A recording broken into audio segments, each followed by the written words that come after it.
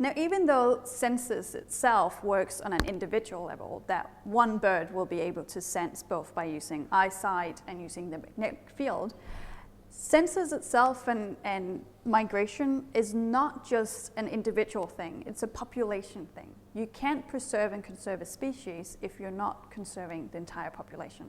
So survival for an individual depends on the survival of a population as well.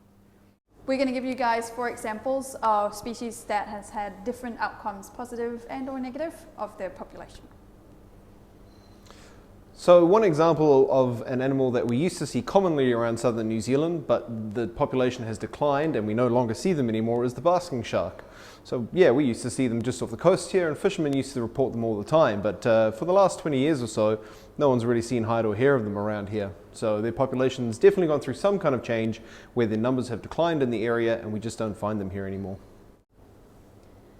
And an example of a population that is declining quite rapidly is the Hoho, the yellow-eyed penguin. It used to be in vast majority of numbers around the mainland of New Zealand, down here on the South Island, but it's declining a lot, and it's due to a multiple of factors. That's really important to think about as well, is a decline in a population might not just due to one thing, but it could be a multitude. So for Hoho, for example, it looks like disease and loss of habitat and a shift in food source are the main reasons for why Hoho is declining. A nice example of something that is staying relatively stable at the moment is our blue cod species. So we do fish blue cod for ourselves, and we have got a quota in New Zealand for that. And so we actually have a pretty good idea of whether those numbers are going up or down. And we are really seeing that they're kind of staying quite steady at where they're at. So neither a downwards or an upwards trend in their numbers. Now, a species that has experienced both a decline in one area but an increase in another area is the New Zealand sea lion. So down in the subantarctics, where that's the main breeding area for the New Zealand sea lion, they've seen a decline for the past 40, 30 years. But they've at the same time actually shifted part of their breeding back to the mainland. So here on the mainland, in the southern coast of South Island, we're actually seeing an increase of the population of sea lions. So the population of New Zealand sea lions have been observed for the last 30, 40 years, and there's been a distinct decline in some of the main breeding areas down in the subantarctic islands. So the main breeding area is around the Auckland Islands. That's where you find around 60 to 70% of the pups being born every year. Now down there, the pup production since the mid-90s have almost halved. But it does seem like within the last 15 years that there's been a certain stability around pup production. So what we might be facing in the future is a lower pup production down in the Auckland Islands, but one that's at least stabilized so we don't go into a functional extinction of these animals. Now what's really interesting though, on top of that, is that we are seeing here on the mainland island, we're seeing females like the one behind us here coming back to breed on the mainland of New Zealand.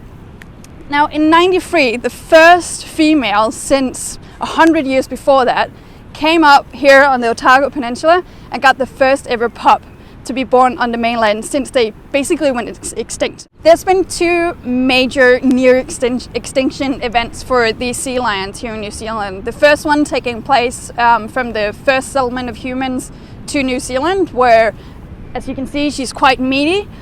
So they were hunted for their fur and for their meat as well.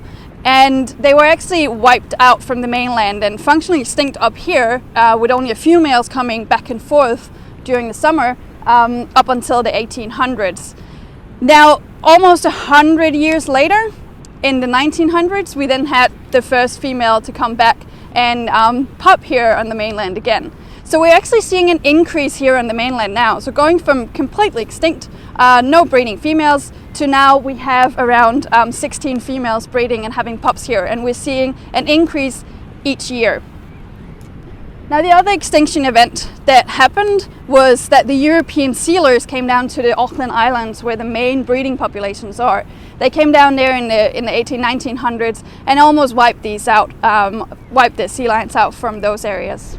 What's interesting to look at now is that what first almost made these species go extinct was the hunting from us humans, and that's not a threat anymore.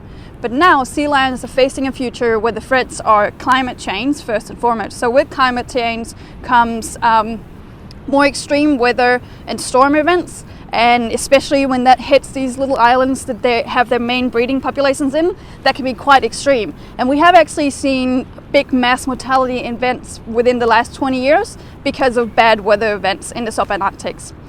Something else that they have to face is the fact that us humans are fishing, and we're overfishing of what's available. And especially down around the subantarctic and the Auckland Islands, that's a main fishing area for a lot of squid fisheries and fisheries going after hockey, red cod and so on. And they're all part of the diet of sea lions. So they are not only competing with other species or apex predators in those areas, they're now also competing with the large amount of fisheries going on. With the fisheries also comes the risk of bycatch, and we do know that that has been a problem with sea lions. It's really difficult to investigate how many are getting caught in bycatch, but it is definitely an event that's going on. And on top of all that, just like us humans, we're being faced with more pandemics and epidemics within the last many years. So has it with the sea lions. There's a certain disease that's called Klebsiella. It's the type of pneumonia, and that has been a cause of mass mortality as well. So a lot of threats that all combined is something that we really have to work hard on to keep these species alive. And then finally, there are populations that we just don't know really what's going on. And actually that's where my research comes in. Seven-gill sharks seem to be abundant around New Zealand, but to be honest, we haven't collected enough information to truly know whether they're stable, increasing, decreasing, or changing as time goes on.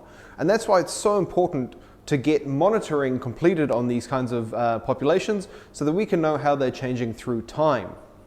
Next, we're going to go and have a look at some of the methods we can use to do that kind of monitoring and how you can do some of this yourself on your local beaches.